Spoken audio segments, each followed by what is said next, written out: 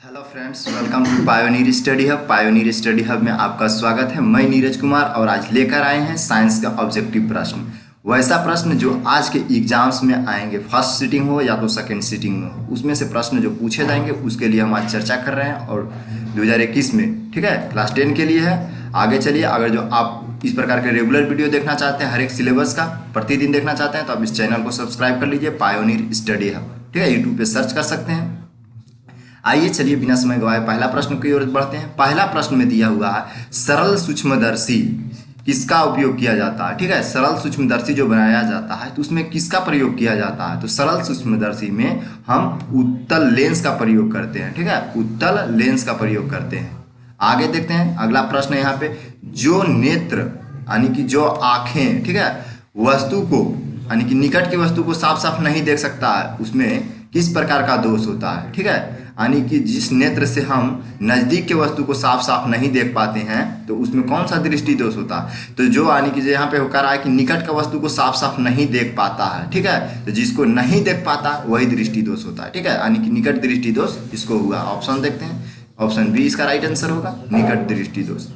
आगे देखते हैं, मानव में किस प्रकार का लेंस होता है। मानव में किस प्रकार का लेंस होता है, यानी कह रहा है मानव नेत्र में किस प्रकार का लेंस होता है। तो नेत्र में किस प्रकार का लेंस होता है, तो मानव नेत्र में भी उत्तल लेंस होता है। ठीक है, ऑप्शन सी इसका राइट आंसर होगा।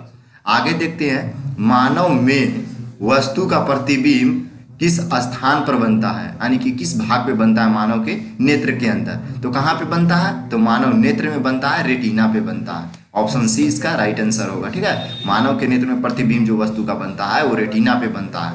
आगे देखते हैं, प्रश्न संख्या 5 में दिया हुआ, लघु पतन के समय जिसको बोलते हैं शॉर्ट सर्किट, ठीक है, के समय परिपथ में धारा के मान में क्या होता है। ठीक है, तो धारा के मान में क्या होता है, तो धारा के मान में एकाएक वृद्धि हो जाता है, यानी कि बहुत अधिक हो जाता है। ठीक है, आगे है यहाँ पे न्यूमेरिकल वाला प्रश्न है, तो इसको थोड़ा सा स्किप करते हैं, लास्ट में बताएंगे। अगला प्रश्न है यहाँ पे, विद्युत धारा। ठीक है, विद्युत धारा का प्रबलता का एसआई मात्रक क्या है। विद्युत धारा के प्रबलता का एसआई मात्रक क्या है, तो विद्युत धारा का एसआई मात्रक क्या होता है। विद्युत धारा का एसआई मात्रक होता है एम्पियर। ठीक है, आगे देखते हैं, विद्युत धारा मापने का यंत्र क्या है। विद्युत धारा, ठीक है, यहाँ पे फिर से प्रश्न देखिएगा, विद्युत धारा मापने का यंत्र को क्या कहते हैं। तो विद्युत धारा के मापने का जो यंत्र होता है उसको बोलते हैं आमीटर। ठीक है, आमीटर। और आमीटर को पूछे आपसे प्रश्न में कि आमीटर को किस क्रम में जोड़ा जाता है प्रतिरोध में, यानी कि तार, चालक तार में, तो किस प्रकार से जोड़ा जाता है, तो इसको जोड़ा जाता है श्रेणी क्रम में। ठीक है, और यहाँ से एक प्रश्न और पूछता है कि विभवांतर को मापने के लिए किसका प्रयोग किया जाता है। प्रश्न में पूछे कि विभवांतर को मापने में किसका प्रयोग किया जाता है, तो विभवांतर को मापने के लिए वोल्ट मीटर का प्रयोग किया जाता है, और इसको परिपथ में समांतर क्रम में लगाया जाता है। ठीक है, समांतर क्रम में लगाया जाता है।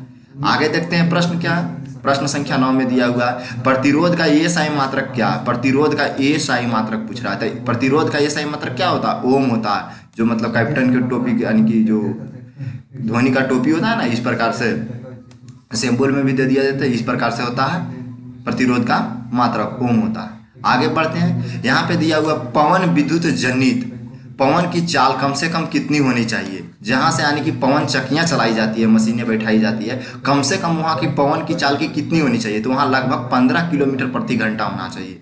15 किलोमीटर प्रति घंटा होना चाहिए। ऑप्शन है इसका राइट आंसर होगा। आगे बढ़ते हैं, निम्न में से कौन बायोगैस ईंधन का स्रोत नहीं है, यानी कि इनमें से जो ऑप्शन दिया हुआ है उनमें कौन बायोगैस से संबंध नहीं रखता है। ठीक है, तो पहला लकड़ी है, तो लकड़ी तो होगा। आगे देखते हैं, ऑप्शन सी में दिया हुआ है, नाभिकीय ऊर्जा। नाभिकीय ऊर्जा जो होता है किसी परमाणु से बनाया जाता है, रेडियो सक्रिय तत्व जो होता है उससे नाभिकीय ऊर्जा प्राप्त किया जाता है, तो ये बायोगैस से कोई ताल्लुक नहीं रखता है। इसका राइट आंसर ऑप्शन सी होगा। आगे देखते हैं, प्रश्न संख्या 12 में दिया हुआ है, ऊर्जा का सबसे अधिक एवं प्रत्यक्ष विशाल स्रोत कौन है, यानी कि सबसे बड़ा स्रोत कौन है हमारे ऊर्जा का। ठीक है, तो कौन है, सूर्य है। ठीक है, ऑप्शन सी इसका राइट आंसर होगा, सूर्य। आगे देखते हैं, इलेक्ट्रॉन के स्थानांतरण से, इलेक्ट्रॉन के स्थानांतरण का मतलब होता है इलेक्ट्रॉन के त्याग करने से कौन सा यौगिक बनता है। तो इलेक्ट्रॉन को त्याग करने से बनता है वैद्युत सहसंयोजी यौगिक। ठीक है, वैद्युत सहसंयोजी यौगिक, जिसको बोलते हैं इलेक्ट्रो बॉन्ड बनता है। ठीक है, इलेक्ट्रो बॉन्ड जो बनता है इसी से बनता है, वैद्युत सहसंयोजी यौगिक। ठीक है, ऑप्शन बी इसका राइट आंसर होगा। आगे बढ़ते हैं, प्रश्न संख्या 10 में दिया हुआ है, सोडियम की परमाणु संख्या क्या। प्रश्न में अक्सर एक प्रकार से मतलब एक क्वेश्चन इस प्रकार से पूछता है। ठीक है, सोडियम की परमाणु संख्या कितना है, तो सोडियम का हो जाएगा 11। ठीक है। अगर जो आपसे पूछे कि 10 किसका परमाणु संख्या है, तो 10 किसका होगा, तो 10 होगा आपका नियोन का, ठीक है। और पूछ दे सोडियम की परमाणु भार कितना है, तो सोडियम की परमाणु भार पूछे तो हो जाएगा परमाणु भार सोडियम का होता है 23, ठीक है। एक दो याद करा देते हैं, जैसे कि आपसे पूछे एल्युमिनियम की कितनी होती है, तो एल्युमिनियम कितना होता है 12 होता है, मैग्नीशियम 13 होता है। इस प्रकार से आप याद कर लीजिए एक दो का, ठीक है। एल्युमिनियम 12, मैग्नीशियम 13, सोडियम हो जाएगा आपका 11, नियोन हो जाएगा 10, ठीक है। Carbon 6, hydrogen 1। चलिए आगे बढ़ते हैं प्रश्न 15 की ओर। 15 में दिया हुआ है निम्न में कौन विजातीय यौगिक है। विजातीय यौगिक हम उसको कहते हैं जो एक जैसे नहीं होते हैं, ठीक है। तो विजातीय यौगिक चूना पत्थर, खड़िया, संगमरमर, ये तीनों एक ही चीज होता है, ठीक है। इसका रासायनिक सूत्र CaCO3 होता है, ठीक है। और यहाँ पे एक अलग है plaster of Paris. Plaster of Paris क्या होता है, प्लास्टर ऑफ पेरिस से बनाया जाता है, जिप्सम से बनाया जाता है प्लास्टर ऑफ पेरिस। इसका फार्मूला होता है CaSO4.2H2O, CaSO4.2H2O। यही सब का होता है, चूना पत्थर पूछे, खड़िया पूछे या संगमरमर पूछे, इसका होता है CaCO3 होता है, ठीक है। तो विजातीय कौन होगा, यहाँ पे विजातीय होगा प्लास्टर ऑफ पेरिस।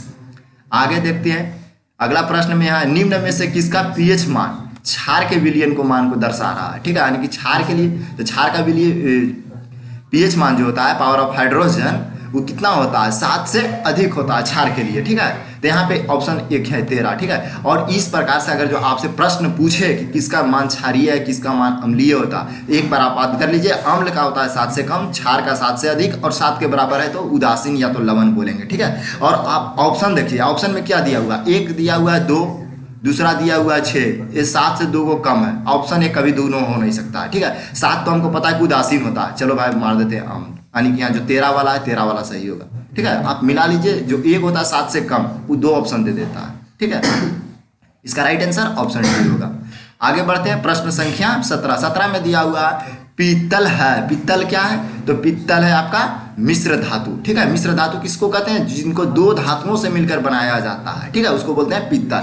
पीतल को किससे किससे मिलकर बनाया जाता है, देखो यहाँ पे लिखा हुआ है पीतल, तो इसको पढ़िए पिताजी, ठीक है। यानी कि बनता है, यहाँ से हो जाएगा त से तांबा हो जाएगा और ज से जिंक हो जाएगा, ठीक है। इसको याद करके रखिए आप, पिताजी, ठीक है। पी से पीतल, त से तांबा, जी से जिंक, यानी कि तांबा और जिंक से बना हुआ होता है पीतल। तो पीतल क्या है, तो पीतल आपका है यहाँ पे मिश्र धातु, ठीक है। आगे देखते हैं प्रश्न संख्या 18। 18 में दिया हुआ है निम्न में कौन सा पदार्थ ऑक्सीजन से संयोग नहीं करता है, यानी कि ऑक्सीजन के साथ कोई प्रकार की अभिक्रिया नहीं करता है, उसमें कोई प्रकार की चेंजेस नहीं आता, ठीक है। तो इसका कौन सा आंसर होगा, गोल्ड हो जाएगा, ठीक है। अगर जो गोल्ड वहाँ पे नहीं दिया रहेगा तो औरम भी दिया रहेगा, ठीक है, AU, ठीक है, AU क्या होता है, गोल्ड का लैटिन नेम है औरम, ठीक है। इसका राइट आंसर गोल्ड हो जाएगा, ठीक है। तांबा है, तांबा देखिएगा तो आप अगर जो ऑक्सीजन खुली वायु में छोड़ देते हैं तो काला हो जाता है, ठीक है। इस प्रकार से इसका राइट आंसर हो जाएगा ऑप्शन बी। आगे बढ़ते हैं प्रश्न संख्या 19। 19 में दिया हुआ सरलतम हाइड्रोकार्बन कौन है, तो सरलतम हाइड्रोकार्बन ऑप्शन के अनुसार यहाँ पे हो जाएगा मीथेन, ठीक है। मीथेन जो है सबसे सरलतम हाइड्रोकार्बन है। और अगर जो मीथेन वहाँ पे नहीं लिखा रहेगा तो लिखा रहेगा CH4, ठीक है। CH4 को क्या बोलते हैं, CH4 को बोलते हैं सरलतम हाइड्रोकार्बन बोला जाता है, ठीक है। मीथेन इसी को बोला जाता है CH4, ठीक है। आप इससे पूछे कि मीथेन किसका श्रेणी है, तो ठीक है, तो मीथेन किसका होगा, तो एल्केन का होगा, एल्केन श्रेणी का होता है। अगर जो इसका पूछे कि संरचना सूत्र क्या होता है, जिसको बोलते हैं हम सूत्र क्या होता है इसका, तो इसका सूत्र होता है CnH2n+2 होता है, CnH2n+2 होता है। इसको क्या बोलते हैं, फंक्शनल ग्रुप का सदस्य, ठीक है। मीथेन में पूछे कि कितने कार्बन के परमाणु होते हैं, तो मीथेन में सिंगल कार्बन परमाणु होता है, एक कार्बन का परमाणु होगा। अगर जो आपसे पूछे कि इसमें कितने बाउंड बनते हैं, तो कार्बन में कितने बाउंड बनेगा, यहाँ पे तो सिंगल बाउंड बनता है, ठीक है। इस प्रकार से कार्बन बनता है और इसके चारों तरफ से हाइड्रोजन होता है। अगर जो आपसे पूछ दे कि मीथेन का आप संरचना सूत्र बनाकर हमको दिखाइए, तो ठीक है, तो इस प्रकार से आप बना सकते हैं वहाँ पे, ठीक है। चारों इसका 4 को हाथ बना दीजिएगा, सबके हाथ में को हाइड्रोजन थमा दीजिएगा। इस प्रकार से ये हो गया मीथेन का संरचना सूत्र हो गया, ठीक है। आगे बढ़ते हैं प्रश्न संख्या 26। 26 में दिया हुआ कार्बन हाइड्रोजन से संयोग कर क्या बनाता है। कार्बन जो होता है हाइड्रोजन से संयोग करेगा, यानी कि दोनों अभिक्रिया कर लेगा, तो कौन सा यौगिक का निर्माण होगा। कार्बन और हाइड्रोजन जब आपस में जुड़ेगा तो बनाएगा हाइड्रोकार्बन। हाइड्रोकार्बन कहाँ है, ऑप्शन बी में दिया हुआ है, ठीक है, हाइड्रोकार्बन कहलाता है। अगला ऑप्शन में यहाँ पे दिया हुआ हाइलोजन। हाइलोजन के अंतर्गत में आपसे हम कंफर्म होकर बता देते हैं, हाइलोजन के अंतर्गत में आता है फ्लोरीन, दूसरा आता है क्लोरीन, फ्लोरीन क्लोरीन आर्गन और फ्लोरीन क्लोरीन ब्रोमीन आयोडीन, ठीक है। फ्लोरीन क्लोरीन ब्रोमीन, आयोडीन, बस इतना ही तत्व आता है। आपसे पूछ दे फ्लोरीन किसका सदस्य, हाइड्रोजन का, क्लोरीन किसका है, तो हाइड्रोजन का, इस प्रकार से, ठीक है। अम्लराज का अगर जो सूत्र आपसे पूछ दे, अम्लराज का सूत्र क्या होता है, HNO3 + 3HCl। अगर जो इसका रेशियो पूछा जाए तो होता है 3:1 होता है, 3:1 होता है इसका रेशियो, ठीक है।